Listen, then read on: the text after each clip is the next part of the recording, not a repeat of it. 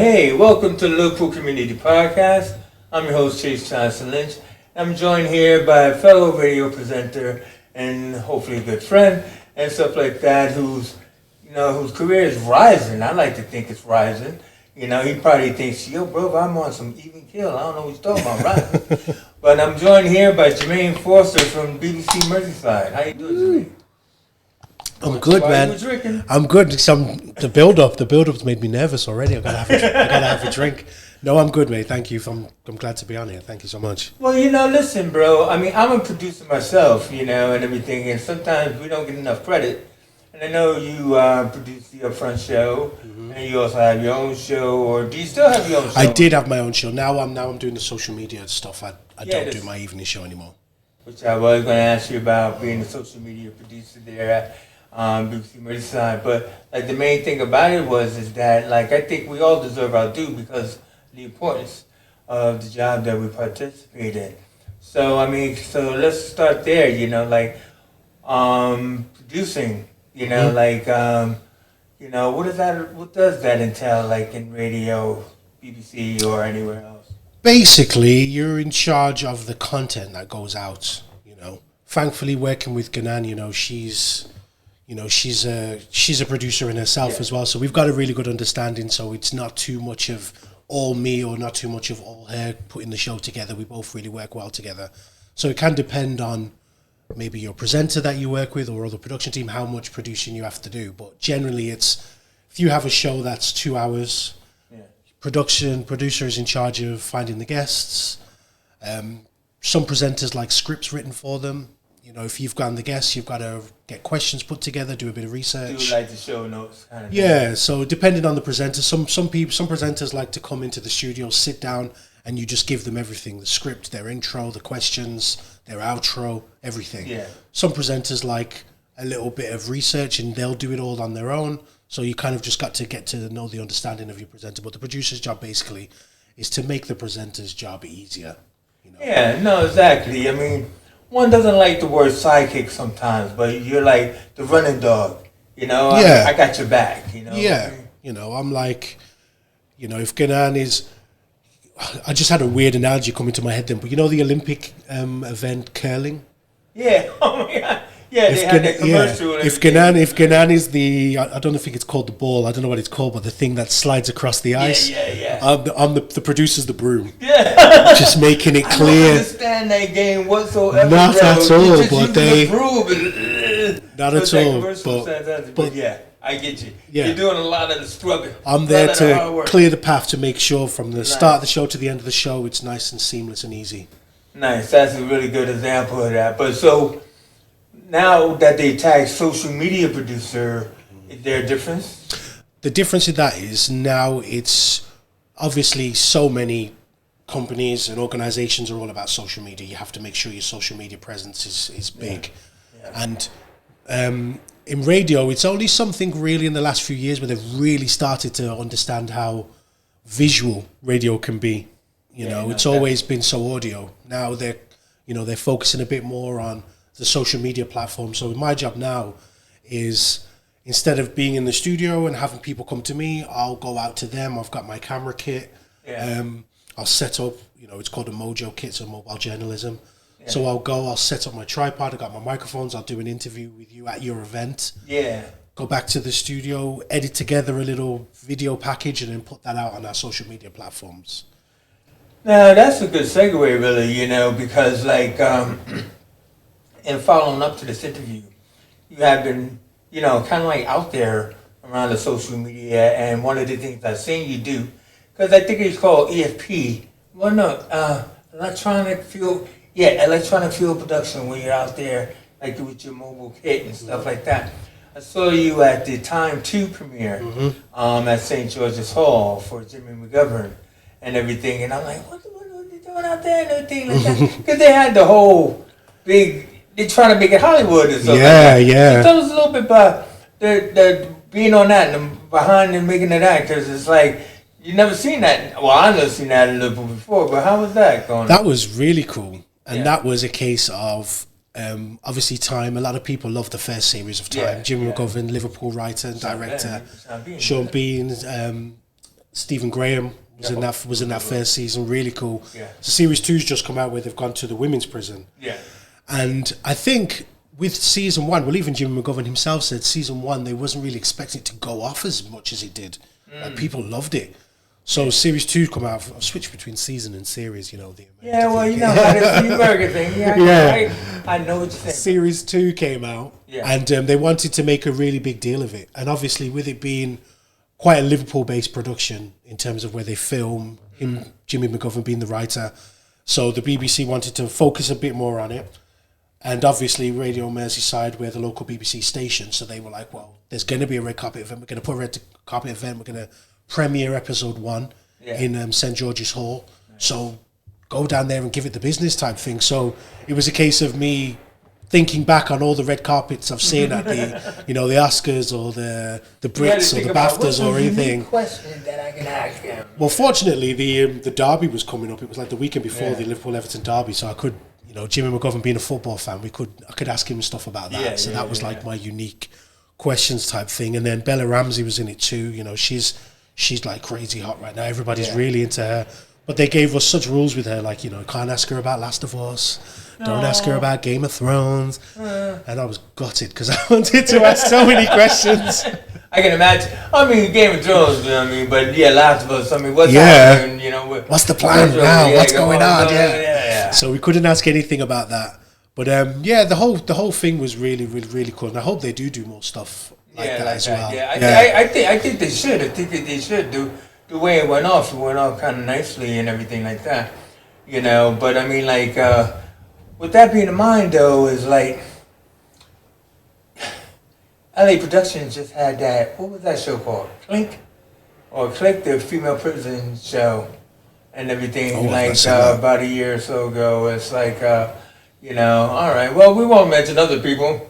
LA Productions did the female prison show, but this one is much better. You must watch Time too. I'm sure it was amazing, but definitely watch Time too because it's BBC. Okay, fine. So we won't do a compare and contrast and everything. But also too is that being a presenter for, how long you been doing this now?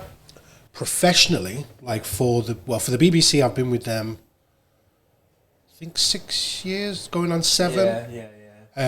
But the presenting and stuff, I've been doing that since I was a kid, like since I was in school. But you guys are audio podcasting, right? Well, I've always liked to do both. Well, I was getting there because you now are dabbling into the video. Mm-hmm. You know what I mean? And got sick of all this talk of you've got a face for radio. I was like, no, I don't believe it. No, bro. Listen, I don't believe it. You ain't got no face for radio. You know what I'm saying? But you just appeared in another. I'm not gonna say what it was. I'll just say the series. Three Little Birds. Lenny Henry just did the series here in Liverpool.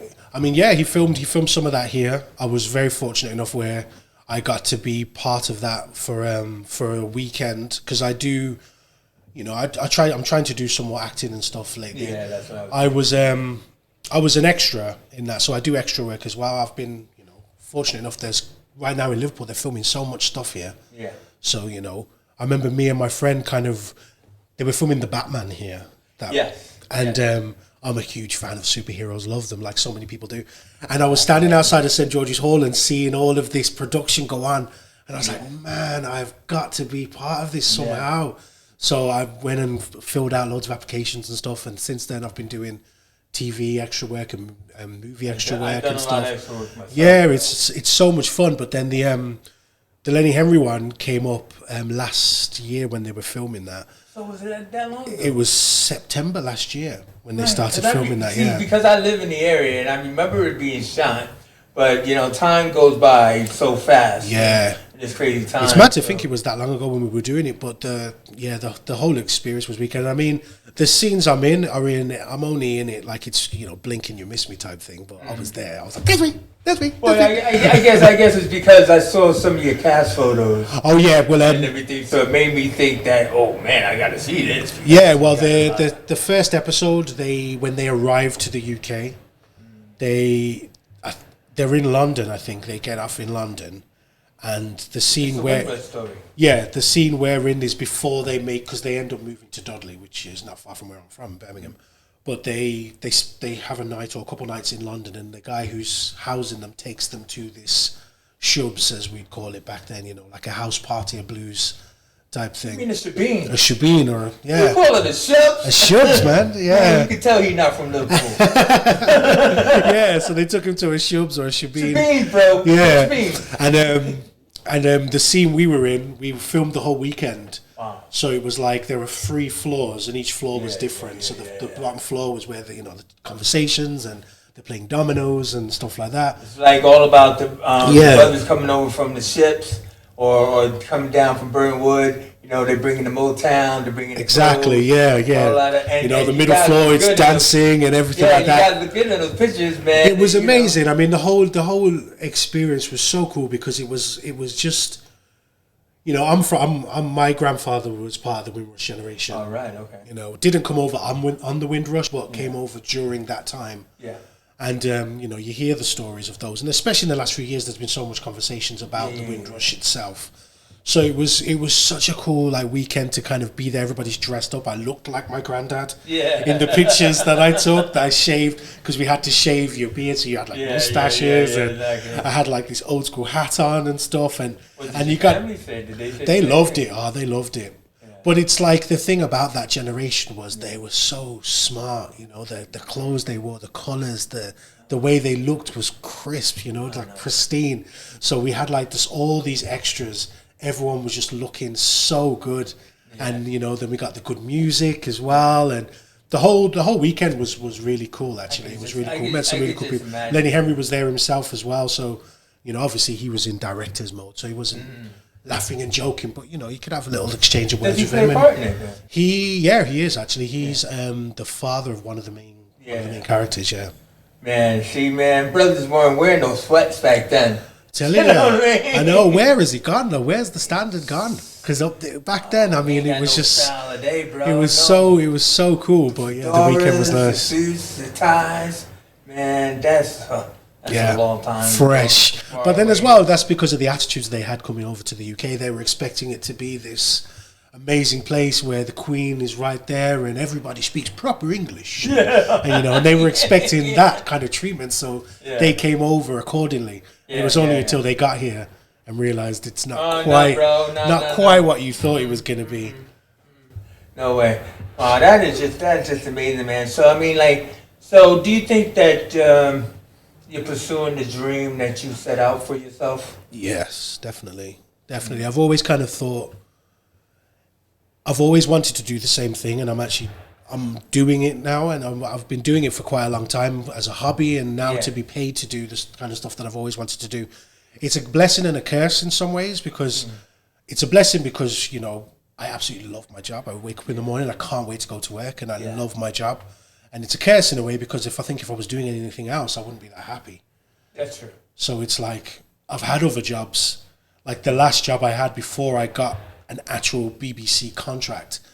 Like, I just remember going into work some days and I just was so upset, and I just was like, oh God, I can't stand this. I can't stand this. And then especially at the time when I was doing voluntary work on the BBC as much as I could, and then I was getting paid to do my actual job, and it was like the voluntary work I was absolutely loving. I couldn't wait to go and do that. And then it was like, okay, 4 o'clock, I've got to go to my actual job. And then I'm in my job and I'm just like, I just can't stand to be here. So in a way it's tough like that. So hopefully now I'm you know, technically a professional. It stays this way and I can continue growing as it is. Well, you know, a lot of times, you know, I usually ask people, like, what's your origin story? But, you know, like, I don't usually check out stuff, but then I was looking into your CV. And so that did kind of make me think about, I wonder what job was it that you didn't like and everything. And I saw there that you were like a cruise director. I loved that job. That was did you love that job? I did. 5 years, bro. I did 6 years. I did 6 years. I did on the ships. I was the activities manager, entertainment manager. Some companies call it assistant cruise director. Don't tell me you had to wear them shorts and everything. Thankfully not. Tight. Thankfully not. But hey, everybody, let's get partying. Thankfully not. But there were definitely theme parties where costumes were involved. And there's one particular theme party I do remember, and I looked like Aladdin. Oh, like no. I had this like no, please. funky waistcoat on, Oh, no, this no. spandex Don't shirt. tell me like the big, I did have whatever they were no, doing. but it was just the outfit. There was like this really weird waistcoat and God. purple spandex shirt, and it was really weird. And then there was a 70s night where I had big afro wig and bright orange spandex, and there was another one where it was you know what's the swing? There was a swing night that we used to do. Oh, right, and some of the songs like Candyman, Candyman, that type of stuff. And I had this bright green shirt on with red dungaree braces on and a red tie. You weren't the only brother that stuck doing this. A lot of the times, yeah. Oh, man. A lot of the times, yeah. In the end, when I started on the ships, actually, I was working in the food and beverages department. Yeah. Serving drinks, walking around. Oh, can I get you something to drink? Can I get you something to drink? And there was a lot of black people then, but I was the only British person. Like there was no other Brits, because people on the ships looked at it like, why is a British person working on the cruise ships? Why would you in Britain? It's like amazing. Why would you be here? So I had to answer that question every day. Even as a male, because I hear a lot of girls go on the cruise ships and everything like that. So I mean, to do that, I mean, what are some of what's one of your favorite places you've been? At the time, I loved Istanbul. It's changed as a city now, but when I used to go there, I absolutely loved it. I just loved the way the people interacted with us as black people. Oh, my brother, you just like me. Yeah, you go to some countries and you can feel that instant bit of distance. Listen, that's not an insult, but I've been to Luxor 3 times, and I know that's all I heard. Yeah, and there's a way of there's a way of making somebody like knowing that, oh, you're different, and there's a way of doing it where they don't feel uncomfortable. Yeah. And I think when my experience of when I was in Turkey and Istanbul, that was how I felt. They were very much acknowledging that I'm a black man. Yeah. But it wasn't in an uncomfortable way. It was in a total, welcome to the city, welcome to Turkey. What do you think? Where are you from? And I was like, oh, I'm from the UK. You're from England? Oh, wow. And then they wanted, and then at the time they have like a really love for Scouse people as well. They love Liverpool. Liverpool went over there, won the Champions League in 2005. And tried to do the Scouse accent. Yeah, and then they would ask me, oh, so where are you from? And I'm like, oh, well, I'm from Birmingham, but I live in Liverpool. Oh, Liverpool, we love that. So there I really loved. That was definitely my favourite place. And we used to stay there for a couple of days as well. The ship used to go and stay overnight. Oh, really? So that was an opportunity where the crew could get off the ship at night time and go and party in the city. And that got kind of crazy sometimes. Did you never go to the States then? I went to some parts of the States. We used to dock in Miami. That was our main.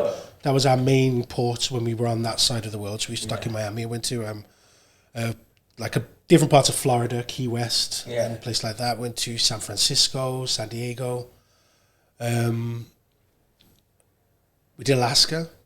Well, I would love to go there. That was really cool. That was just different. It wasn't what I was expecting at all. The pictures in the brochures. Yeah, I mean, it wasn't what I was expecting at all. You kind of just think snow and coldness, but we went there during the summer, obviously, so it was different. We went husky riding, and it was like dry slope husky riding, and we go to all these fishing towns, and the people there were really nice as well. So that was really cool. Russia, we used to go to Russia a fair bit.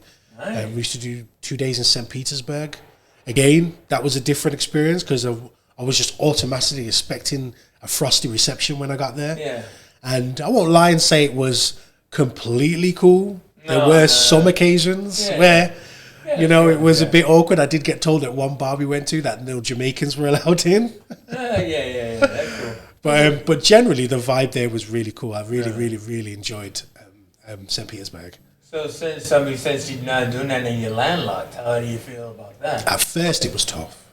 Really? At first, it was tough. It was like the cruise ships is such a massive part of your life. You do 6 to 7 months on the ship, and then you come home and do maybe 1 or 2 months at home, and then you go back. Yeah. So when I came off the ships, it was difficult to adjust back to normal UK life because it's very different. UK is. At the time on the cruise ships, it was such a fun living. You go out, you go to all these countries, you're having all this fun and these hot places, blah, blah, blah. And then you come home and to the UK and it's like a bit real. Everybody's living their life. know, and then it was like, oh God, back to and then I've got to find work again, and then I've got to get my life back on track again. Yeah. So at first it was really tough. At first it was really, really hard. There were many times where I was thinking, should I just go back to the ships? But I decided against it, and things kind of worked out where I ended up in the position I'm in now. So it's doing the thing you like. Yeah. I mean, speaking of that, I mean, like where you're moving into now, it's like, because I know that Gunan was doing like radio classes with her eye academy and stuff like that. But you were saying like you're gonna start doing some teaching around radio. Or? Yeah, like when I was presenting the evening show, it kind of takes up so much of your life because it's in the evening. So there's not really much things you can do, because every time I'll get guests into the show and they'd invite me to their events, and their events are always in the evening, but I was always working in the evening. Yeah. So it was like I could never do anything. But since getting my evenings back, I've tried to get out there more and do more stuff. So I'm trying to host more things outside and do more events. So just trying to add more, what do they say, feathers to the cap and stuff like that. So feathers to your bow. Yeah, that's the one. Yeah. So I've got production experience working in radio, and then the opportunity came up and somebody was asking, would you be able to teach workshops and stuff like that? So I was like, okay, I'll give it a try and we'll see how they go. And, I've done one or two, nothing major as of yet, but next year we've got quite a few planned. Yeah. And I'm looking forward to that, because it's a tough industry to kind of understand and get into radio. A lot of people don't really know much about it. Well, yeah, I mean, it's kind of like the same thing with podcasting in a way. It's like when we started podcasting, we were kind of like one of the few that were doing it because we were following the trend in America and stuff like that. But nowadays, you can't trip without like tripping over somebody else doing a podcast and stuff like that. So that goes back into like the training thing as well. It's like you're thinking, oh, well, you're training podcasts, training radio. It's like, it is a thing because you got to think, like when you're in creative media, not everything got to be about film. So audio is kind of like the thing, and so podcasting and all that, So but yeah, no, that's great that like you're doing that, man.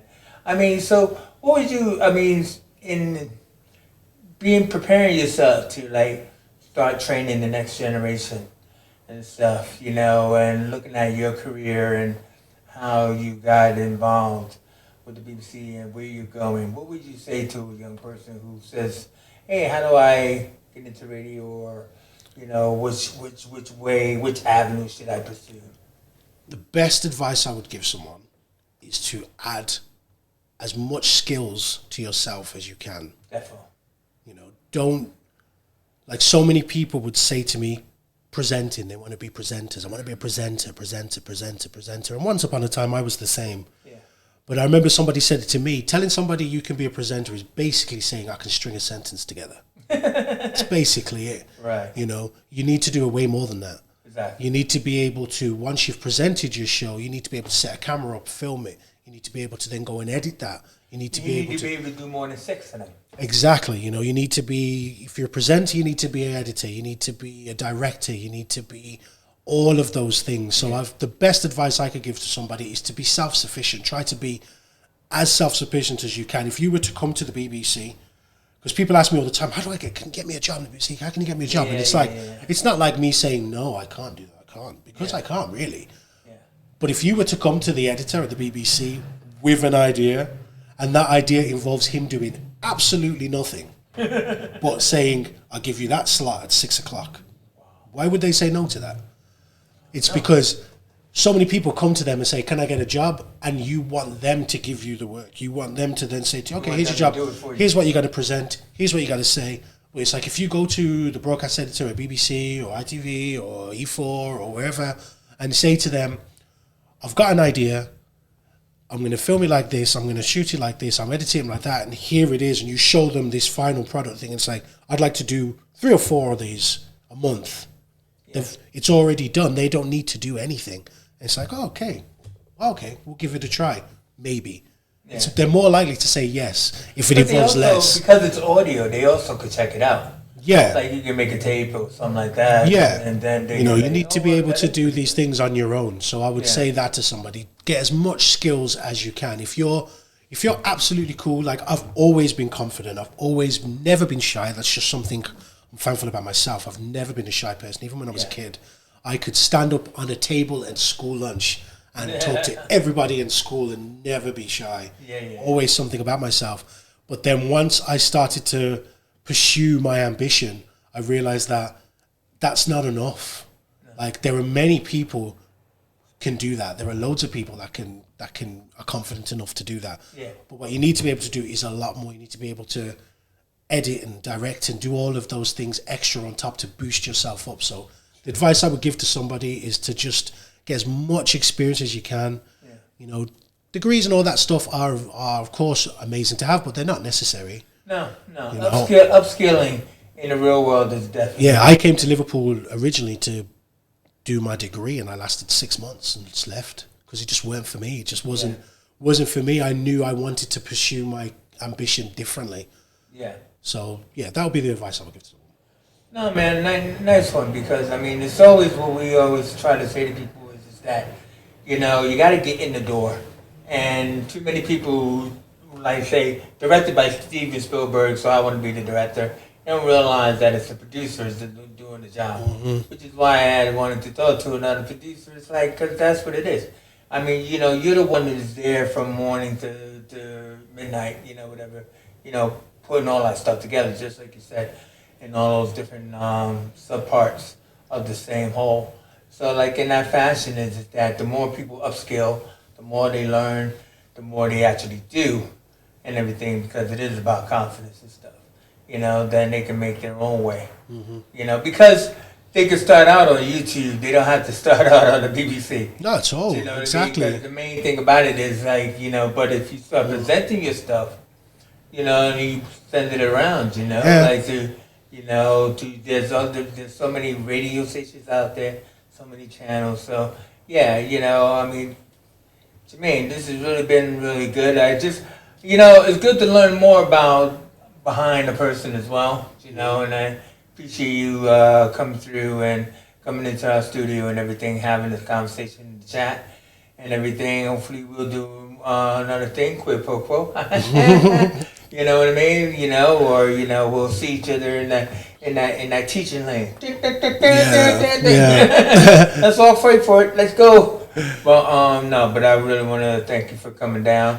Good luck on your pursuance. Pretty sure there's more of that acting down the road for you. And I hope so. Like that, I mean, I'm enjoying it so far, and it's something I've enjoyed doing. And yeah, this has been fun actually. You know, it's nice to be on this side of the questions and you know, the microphone. I haven't just coming into an interview unprepared is awesome. You know? Yeah, no, but hey, listen, bro. I mean, I knew this was just going to be a conversation between two people who are like-minded and everything, and it also lets people know that how comfortable it was.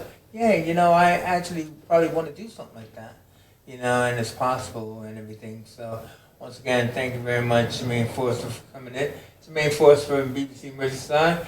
Hope you enjoyed this as much as I did. Please like and subscribe, and also just remember, we out here.